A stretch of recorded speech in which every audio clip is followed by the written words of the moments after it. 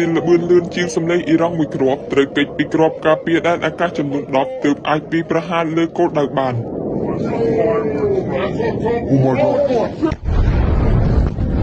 មីស៊ីលល្បឿនលឿនជាងសម្លេងរបស់អ៊ីរ៉ង់មួយគ្រាប់ត្រូវបានគេដឹងថាវាត្រូវគេចពីប្រព័ន្ធការពារដែនអាកាសជាច្រើនស្រទាប់មុនពេលវាប្រហារបានដោយជោគជ័យទៅលើគោលដៅដែលបានកំណត់នេះបើតាមការផ្សព្វផ្សាយតាមរយៈវីដេអូដែលកំពុងល្បីល្បាញនៅលើបណ្ដាញសង្គមវីដេអូនេះបានបង្កការព្រួយបារម្ភជាថ្មីអំពីសមត្ថភាពមីស៊ីលកម្រិតខ្ពស់របស់ទីក្រុងតេអ៊ីរ៉ង់ខណៈភាពតានតឹងសន្តិសុខនៅមជ្ឈមបូព៌ាកំពុងកើនឡើងយ៉ាងឆាប់រហ័សការប្រឈមមុខដាក់គ្នាដោយកងកម្លាំងយោធារវាងសហរដ្ឋអាមេរិកនិងអ៊ីស្រាអែលលើអ៊ីរ៉ង់បានរីករាលដាលពីចំនួនប្រទេសនិងប្រទេសទៅជាចំនួនក្នុងទូទាំងតំបន់អាមេរិករួមជាមួយអ៊ីស្រាអែលត្រូវបានគេដឹងថាបានបើកការវាយប្រហារដោយការបាញ់មីស៊ីលនិងទម្លាក់គ្រាប់បែកពីយន្តហោះចម្បាំងទៅលើអ៊ីរ៉ង់រហូតឈានដល់ការសម្លាប់មេដឹកនាំកំពូលអ៊ីរ៉ង់អាយ៉ាតូឡាអាលីខាមីណៃខណៈអ៊ីរ៉ង់ប្រើប្រាស់មីស៊ីលរយៈចម្ងាយឆ្ងាយនិងយន្តហោះគ្មានមនុស្សបើករបស់ខ្លួនវាយប្រហារទៅលើមូលដ្ឋានយោធាអាមេរិកជាច្រើនកន្លែងនៅតំបន់មជ្ឈមបូព៌ា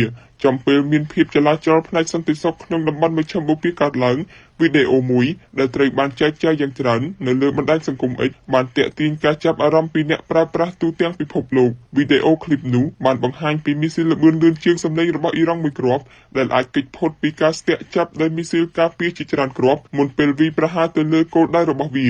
ក្នុងវីដេអូនោះបានបង្ហាញពីពន្លឺភ្លឺចែងចាំងហោះនៅលើអាកាសពេលយប់ក្នុងខណៈប្រព័ន្ធការពារដែនអាកាសបានបាញ់គ្រាប់មីស៊ីលស្ទាក់ចាប់ជាបន្តបន្ទាប់ដើម្បីព្យាយាមទប់ស្កាត់គ្រាប់ថ្លោងដែលកំពុងហោះចូលមកវាយប្រហារទោះជាយ៉ាងណាមីស៊ីលដែលត្រូវបានអះអាងថាជាប្រភេទលឿនជាងសម្លេងនោះត្រូវបានគេដឹងថាបានបន្តធ្វើការហោះហើរនិងវាយប្រហារចំគោលដៅដោយប្រព័ន្ធការពារដែនអាកាសមិនអាចបាញ់ទម្លាក់នៅមីស៊ីលនោះបានឡើយវីដេអូនេះត្រូវបានចែករំលែកជាមួយចំណងជើងថាមីស៊ីលល្បឿនលឿនជាងសម្លេងរបស់អ៊ីរ៉ង់គេចផុតពីប្រព័ន្ធរ៉ុកែតស្ទាក់ចាប់ជាង10គ្រាប់ដើម្បីវាយប្រហារចំគោលដៅបន្ទាប់ពីការចេញផ្សាយរបស់វីដេអូនេះមានការជជែកគ្នាជាច្រើនបានកើតឡើងនៅលើបណ្ដាញអ៊ីនធឺណិតដោយអ្នកវិភាគសន្តិសុខខ្លះបានចោទជាសំណួរអំពីបច្ចេកវិទ្យាថ្មីៗរបស់វាខណៈអ្នកផ្សេងទៀតបានលើកឡើងថាវាអាចបង្ហាញពីការកើនឡើងនៃសមត្ថភាពបច្ចេកវិទ្យាមីស៊ីលរបស់អ៊ីរ៉ង់និងបញ្ហាប្រឈមថ្មីសម្រាប់ប្រព័ន្ធការពារដែនអាកាសសម័យទំនើប